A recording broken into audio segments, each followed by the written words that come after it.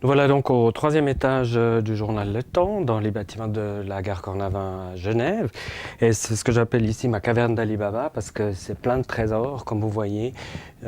Plusieurs rayonnages qui représentent environ 4 millions de pages de journaux de presse. Donc les journaux sont classés par date. Il y a d'une part le journal de Genève, plus au fond la Gazette de Lausanne et également les collections du Nouveau Quotidien. Mais en gros, on a ici 200 ans d'histoire sous forme physique de journaux qui sont reliés dans les albums que vous voyez ici. Donc ces archives, c'est évidemment très beau, ça a une odeur patrimoniale, ça sent bon, mais c'est pas très pratique à consulter, c'est pas très pratique à manier.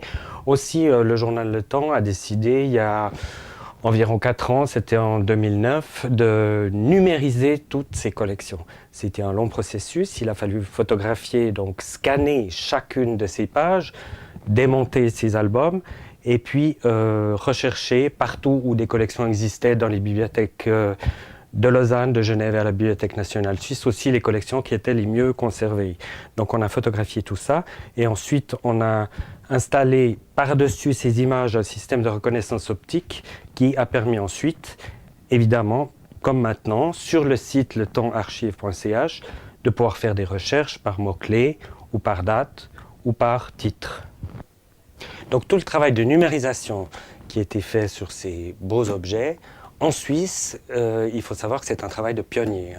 Le Temps a été le premier à numériser ces archives historiques, à donc poser des standards en la matière qui ont permis ensuite à d'autres médias, à d'autres journaux, à la fois en Suisse alémanique et en Suisse romande, de faire le même travail sur leur propre collection. Donc ce qu'on verra cet été, c'est donc l'album, si vous voulez, sous forme numérique de la Gazette de Lausanne 1813.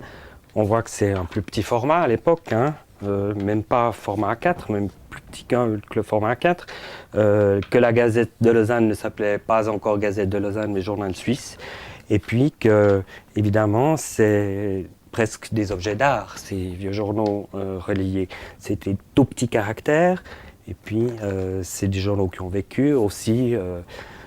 Certains passages sont effacés, d'autres tombent un peu en miettes. C'est très très fragile et c'est pour ça aussi qu'on les conserve ici dans des conditions hygrométriques et de température qui sont très stables.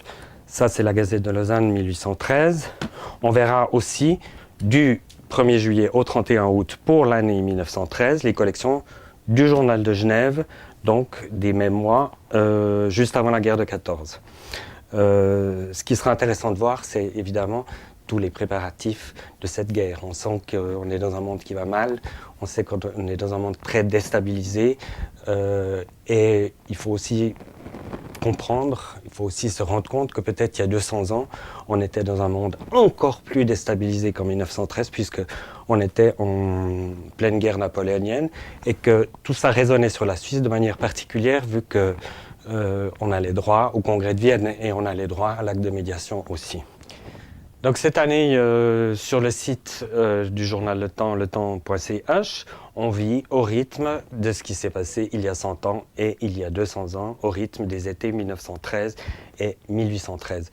Chaque jour, bien sûr, vous trouverez des nouveautés dans une infographie qu'on a voulu la plus dynamique possible pour dynamiser votre été 2013.